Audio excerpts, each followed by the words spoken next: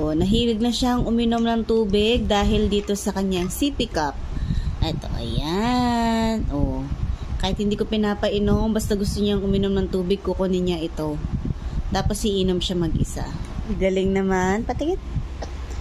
Binili ko lang to online.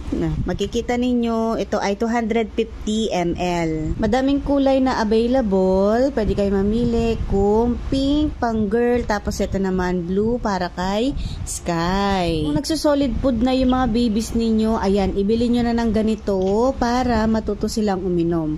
Kasi yung bote niya na pang dede, yung ginagamit namin dati at ayaw niyang umiinom doon. In fairness dito, mura na pero matibay.